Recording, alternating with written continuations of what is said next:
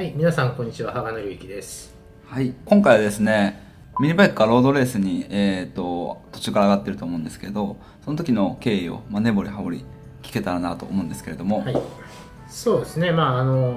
は3月生まれなんで、実質当時は各サーキットの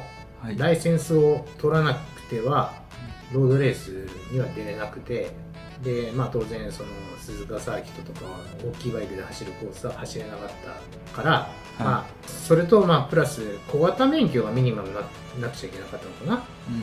な、なんで16歳になってすぐ、中型の合宿免許行って、で一発で合格して帰ってきて運転免許証センターですねに行って学科の試験を8回目で受かりました。ちょっと笑い話なんだけど、当時はそれこそ三内運動買うな、乗るな、進めるなみたいなのがこんなようなのがあって、っていうもう高校生とかでも例えばバイク乗ってたら退学即退学ぐらいな厳しい状況の中だったんですよね。でその暴走族とかも当時多く、バイクのなんていうんですかね、その見られ方があまり良くなくて、で試験場の試験も判定というんですかね、が厳しかったのか、僕はそう思ってますけど、ででもなんだろう、免許取った時3月だったのかな、3月の終わりだったのかな。でもその時点で開幕戦ロードレースに上がって一番最初の当時の一番最初のクラスってノービスクラスだったんですよ。ノービスジュニア国際 A 級だったんですけど、ノービスからも誰しも始めるクラスで、で僕基本的に関東選手権を追ってたんですよね。で3月だともうレース始まっちゃうからっていうことで、1年ずらして17歳まで僕はミニバイクやってたんですよ。だから免許取った次の年からもうスタートできるように、16歳の年はミニバイクやりながらロードレースやってって感じで、で17歳ですぐスタートできるようにっていう、準備しながらやってて、で17歳から関東選手権をSP250 と NB250、SP250 っていうのは市販車の、マフラーとかで、当時2サイクルだったんでチャンバーとかね帰れる範囲の中でのクラスで、 NB っていうのはヤマハなりホンダからレーサーっていうバイクが出てて、ストリートバイクを改造したスポーツプロダクションのバイクよりは速いんですけどに乗ってやってましたね。で1年目で結果が残り、で結果が残ると結局ポイントを取ったりすると、次の年ジュニアにステップアップしなさいとかっていうシステムで、僕の場合はお兄もそうなんだけどノービスで結果が残せたから、ジュニアを通り越して国際 A 級に特別昇格。それはそういう話があるんですか？はもうライセンスを発行してる MFJ っていうところが判定して、判定というか決めて、あなたはジュニア行っても勝てるからもう国際 A 級行って戦いなさいっていうことで、そのジュニアを飛び越えて国際 A 級に上がったっていうところですね。でそれが90、国際 A 級が93年で、93年もデートナからノービスもデートナから出てたんですけど、国際 A 級 250cc クラスレーサーバイク、そう250の時は別にあんま成績も残んなくて、で94年に、プライベートチームのチームファンデーションという東京にあるチームから声がかかって、でその年が初年度のスーパーバイクが始まった年で全日本で、そもそもスーパーバイクの始まりのことそう94年が全日本のスーパーバイクの初年度で、そのドカティ888で、そのチームファンデーションから94年出て、でポロポロ結果が残るようになり、で95年にヤマハ系の前にも言ったと思うんですけど YDS 岡部って岡部さんっていう方にスカウトされて、でそこでプライベート的な感じでメカと2人であちこちレースして、で96年にヤマハ系のサテライトチームテクノっていうところで僕を受け入れてくれて、でそこで、全日本で、頭角を現すようになり、96年に、鈴鹿の8代最年少で優勝したのかな、最多週で最年少ですね。最年少で、まあそのまま97年はヤマハのファクトリーになって入って、全日本でチャンピオンを取って、世界の98年デビューだった感じですね。すごいですね。本当に前にも話したように流れるようにそうだね。なんか結果で一日一日が変わってたって感じだよね、本当に。それこそ本当に人生がガラッと変わったのはもう96年だね。96年の8体勝ってからずっと小堀上司で。そうか、なんかそこまでも結構早いですもんね。8体勝つまでもめちゃくちゃ順調に来て。そうだね。まあ順調だったっていうことかな。まあただレース人生でめちゃくちゃ速いバイクに乗ったことは一回もないよね。例えば同じレースの中で、まあ、ストレート番長と言われるようなバイクとかは乗ったことない。あ、そうなんですか。そういうのはやっぱりそのチーム側が用意するバイクだから別に自分が乗りたいバイクに乗るってわけじゃないって感じですよね。速いバイクってバイクでやっぱりメーカーのバイク乗らんと速くないからね。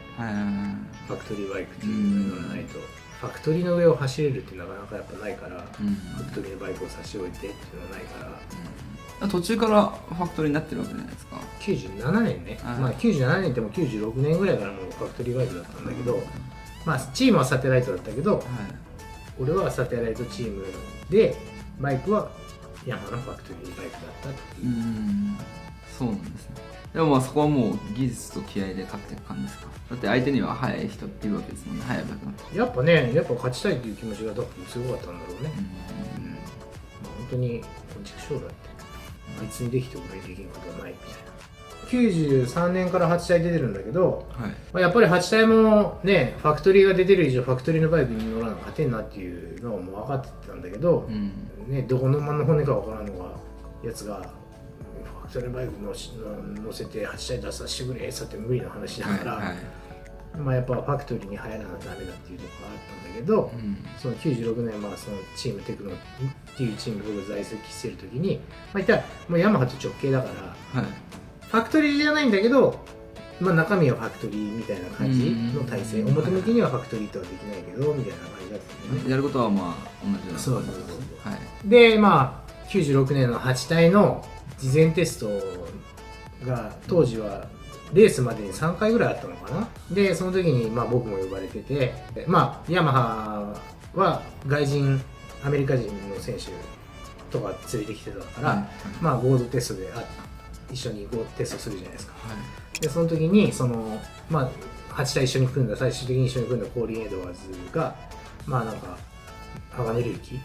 と組みたいっていう話になって、でコーリンと組んで優勝した。野木さん的には誰だったらいいとか特になくて。いやもう特になくて、誰と組むとかももう決まってなかったんじゃないかな。なんか本当に寸前で決まった話みたいな感じだったと思うんだけど、でも当時のその96年のレース8台も、ホンダファクトリー4台ぐらい出してきて、ヤマハは確か3台だったのかな。すごいですね。俺全部投げ倒してた。見事にホンダみんなこのぐらいね。あ、そうなんですね。それもあって、優勝できたっていうのがあるんだけど、まあでもなんかやっぱり後ろから追われると焦ったりしてっていうのもあるのかな。あ、1チーム目転んだ、あ、2チーム目転んだってで有力チームがトップかなんか走ってる時に俺がどんどんこうやって追い詰めていって、結局そのチームもその追われたプレッシャーでやられたみたいな感じで転んで、でもそこからもう敵がいなくなったみたいな感じで、あとはもう自分らで転ばないように走るだけみたいなと、あとまあバイクで壊れないようにって祈りながら走る。そうですね、バイクが壊れる可能性もありますからね。でまあノントラブル、ノンミスで優勝してきたね。鈴鹿八代は2人であれですね、1組みたいな。当時は2人で1組だった。今は3人1組でいけるけど、当時は2人1組だから結局1人4スピンで走ったの。1時間4分だよね。やばいですよね。ね、今じゃ考えられない。まあ大体鈴鹿で言ったら28周走る。28週4本だよ1日ほぼ100ですね。そう休む暇もない。そうですね。俺でゴールライダーだったから最終スンで走るじゃんね、はい、まあ最終5時ぐらいから結構楽になるの。太陽も沈んで涼しくなってきて、最後のスティントなんかもう目つぶってでも走れるわぐらいな感じだったもんね、鈴鹿サーキットだからまあその8体勝ってからが、まあ、人生が徐々に変わり始めましたね。ね、まあでも94年のファンデーション乗ってる時もそのワールドスーパーバイクのラウンドの中に日本ラウンドって入ってて、で94年のそのファンデーションの時も出た時にドカティのファクトリーから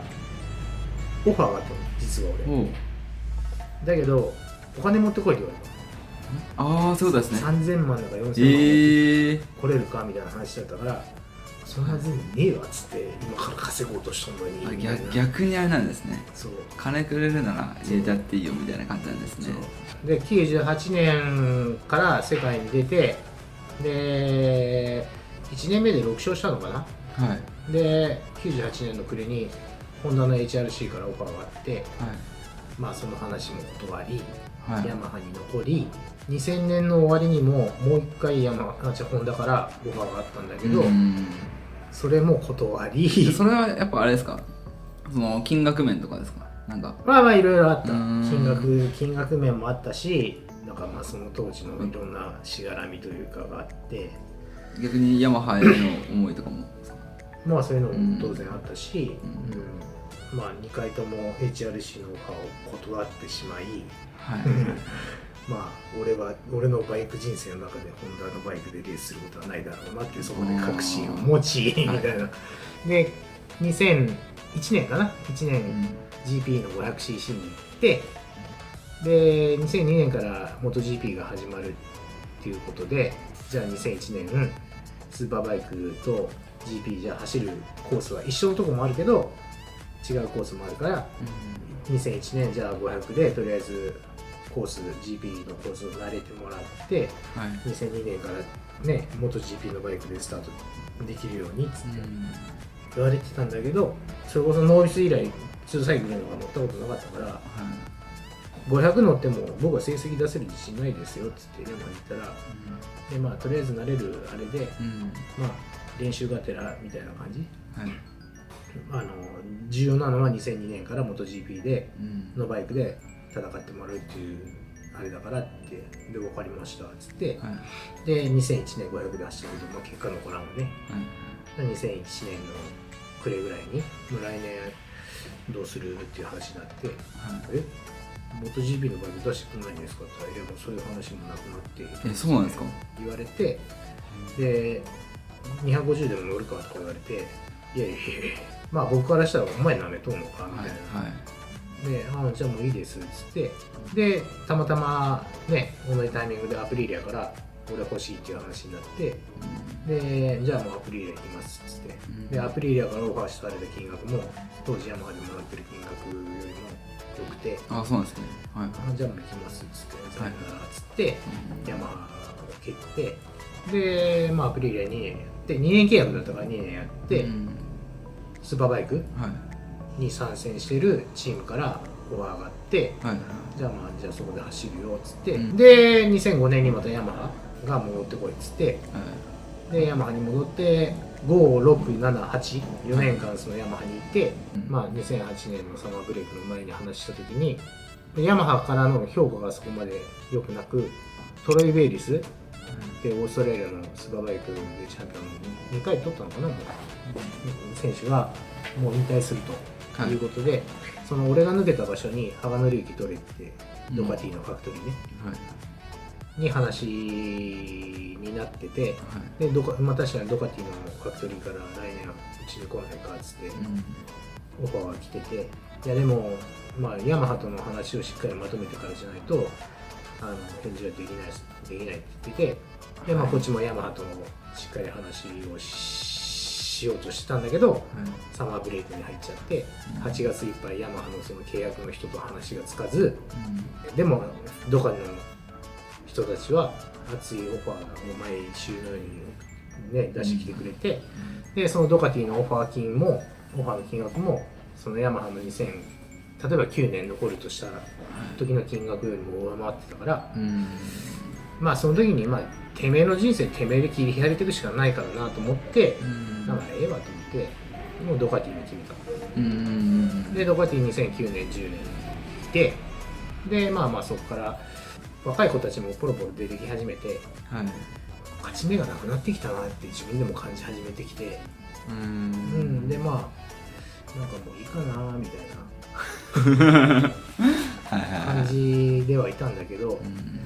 そうそしたらなんか2013年14年15年、チーム川山で8体出させてもらって、3年連続表彰台3位、で次の年に吉村からオファーあって、でその年も3位、なんだろうシナリオ的には良かったかなとかって思うんだけど、世界選手権2098年から行ってどうだろう2010年まで11年か、みっちりやったけど2ポイントで世界チャンピオンを取れなかった年もあったし、6ポイントで取れなかった年もあったしとかで、世界ランキング2位は3回かな、3位が2回か3回かな、チャンピオンは取りたかったけど。そうですね。でも本当に2ポイントとかってもう本当にもう1レースやってよって感じだったんだけどですよね。でもいろいろ考えると最終戦のレースだけでねポイント決まっとったわけじゃないし、シーズン中にトップ走っとってエンジン壊れちゃってリタイアしざるを得ない状況とかもあったし、それもやっぱ運だしさ。そうですね。それ含めて全員それを含めた試合ですもんね。でも楽しくレースもできたし、マニファクチャータイトルっていうのがあって、レースに出てる会社のバイクにつけられるポイントであって、